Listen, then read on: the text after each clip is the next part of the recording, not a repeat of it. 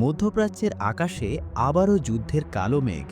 মার্কিন নাগরিকদের অবিলম্বে ইরান ছাড়ার নির্দেশ, পারস্য উপসাগরে ট্রাম্পের বিশাল নৌবহর বা আর্মাডার অবস্থান, সব মিলিয়ে মনে হচ্ছে আজই বুঝি শুরু হবে ধ্বংসলীলা। ওমানের রুদ্ধদ্বার বৈঠকে কি এমন হলো যে হুঙ্কার দেওয়া শুরু করল ট্রাম্প প্রশাসন?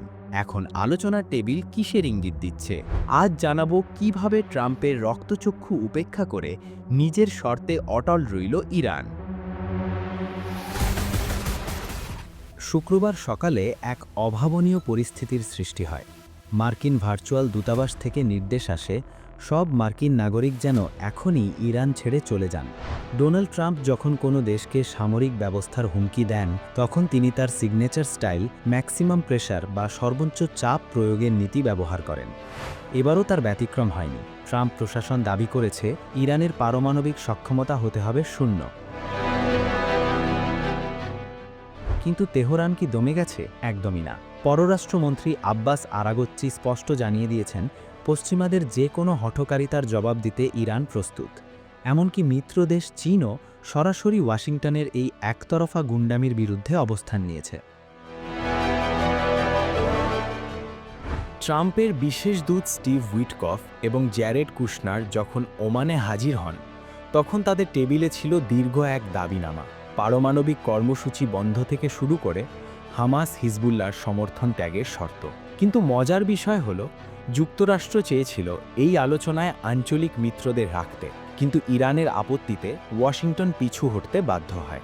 নিউ ইয়র্ক টাইমসের রিপোর্ট অনুযায়ী ইরান যা চেয়েছে, যুক্তরাষ্ট্র ঠিক সেভাবেই একা আলোচনায় বসতে রাজি হয়েছে। এর অর্থ কি এই নয় যে যুদ্ধের হুমকি দিলেও ট্রাম্প আসলে ইরানের সাথে একটা সমঝোতা করতে মরিয়া? কারণ তিনি জানেন, আধুনিক ইরানের সামরিক শক্তিকে অবজ্ঞা করা মানে নিজের বিপদ ডেকে আনা। বৈঠক শেষে ইরানের পররাষ্ট্রমন্ত্রী আরাকচির চোখে মুখে ছিল জয়ের হাসি। তিনি এই আলোচনাকে ইতিবাচক বলে অভিহিত করেছেন। তার ভাষায়, ইরানি জনগণের অধিকার এবং স্বার্থ অক্ষুণ্ণ রেখেই আলোচনা হয়েছে। যেখানে ট্রাম্পের প্রেস সেক্রেটারি বারবার সামরিক বিকল্পের ভয় দেখাচ্ছিলেন, সেখানে ইরানের অনড় অবস্থান প্রমাণ করেছে যে কেবল হুমকি দিয়ে তেহরানকে বশ করা সম্ভব নয়। গত বছরের হামলায় ক্ষতি হওয়া সত্ত্বেও ইরান তার ইউরেনিয়াম সমৃদ্ধকরণ কর্মসূচি নিয়ে যেভাবে দর কষাকষি করেছে, তা আন্তর্জাতিক রাজনীতিতে ইরানের এক বিশাল কূটনৈতিক বিজয়।